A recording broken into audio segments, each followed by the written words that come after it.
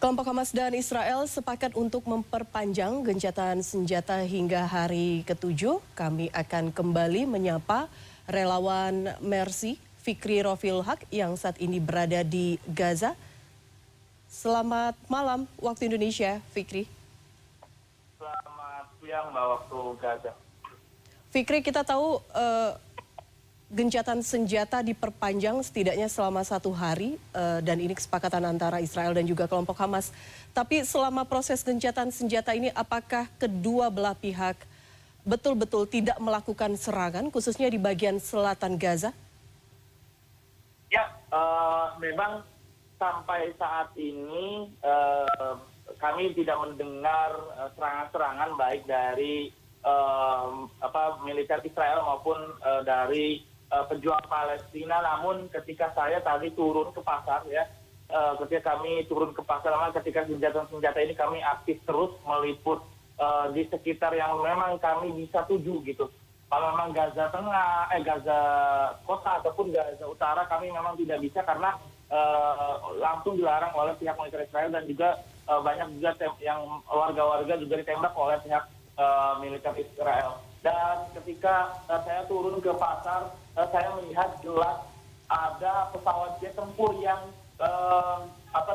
mengudara di langit Gaza dan mereka membuat asap-asap yang berbentuk lingkaran. Sehingga saat itu jujur sekali memang saya juga lumayan cukup sedikit takut, apalagi para warga juga mereka sedikit gugup akibat melihat pesawat jet tempur militer Israel. Gambarannya seperti apa saat ini di bagian selatan Gaza, Fikri? Kerusakan seperti apa, warga saat ini berada di mana? Ya, memang di sepanjang jalan saya tidak begitu sekali banyak melihat kerusakan-kerusakan, namun tetap saja ada kerusakan-kerusakan di mana banyak juga rumah-rumah yang sudah runtuh. Bahkan tadi di pasar pun saya melihat ada satu lokasi yang memang cukup luas dan itu juga bangunan-bangunan pun runtuh dan mungkin karena jalur Gaza Selatan ini cukup luas sehingga kami juga tidak bisa melihat bagaimana kerusakan-kerusakan yang dialami di jalur Gaza Selatan ini.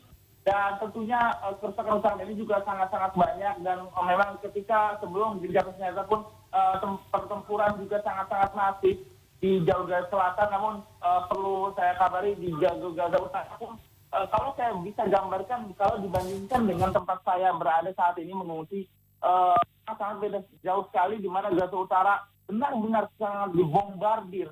Apalagi yang kabar kemarin juga Rumah Sakit Indonesia pun menjadi target serangan Israel, dan juga warga-warga saat ini juga mereka masih melakukan aktivitasnya yang berbelanja dan juga mengambil bantuan-bantuan. Memang bantuan-bantuan sudah masuk dan juga mereka masih tetap berada di pengungsian-pengungsian seperti sekolah maupun juga rumah sakit. Gencatan senjata ini kan kemudian membuka kesempatan bagi distribusi bantuan kemanusiaan. Apakah kemudian prosesnya cukup berjalan dengan lancar? Warga mendapatkan bantuan kemanusiaan ini?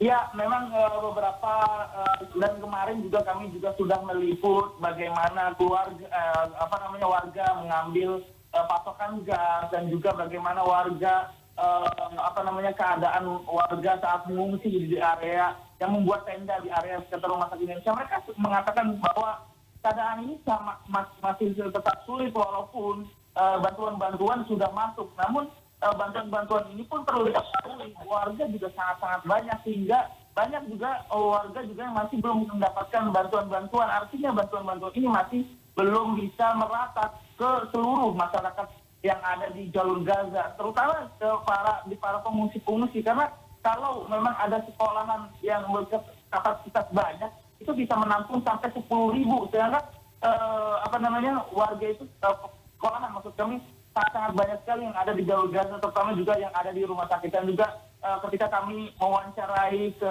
warga yang mereka mengantri gas, mereka sudah 2 hari, bayangkan mereka sudah 2 hari mengantri gas, dan antrian itu bukan hanya 100 meter atau 500 meter, berkilo-kilo antrian itu.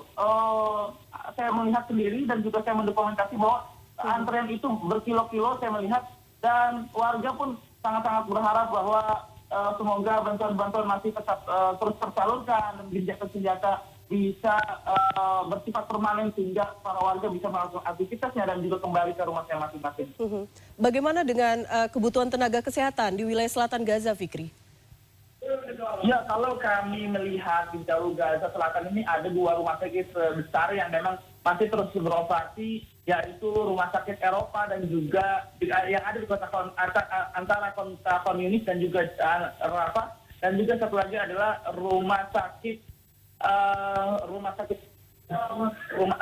rumah sakit juga yang memang ada di jalur Gaza Selatan, bahwa saya melihat juga kondisi rumah sakit pemerintah itu saat itu juga hampir sama sebenarnya dengan rumah sakit Indonesia, yang dimana juga aula-aula jalan yang harusnya kosong menjadi tempat mengungsi, yang juga harusnya pasien-pasien mendapatkan kamar, mereka juga belum mendapatkan kamar, bahkan mereka juga banyak yang mereka belum mendapatkan perawatan. Artinya memang para korban luka-luka ini sangat-sangat banyak, ditambah yang ada di rumah sakit Ashifa dan juga yang rumah sakit Indonesia juga mereka mengungsi ke rumah sakit yang ada di jalur Gaza Selatan, sehingga membuat beludaknya korban luka-luka dan juga korban mengungsi, dan juga perlu diketahui juga ada juga korban luka-luka yang memang dirawat di sekolah-sekolahan akibat penuhnya yang ada di rumah sakit.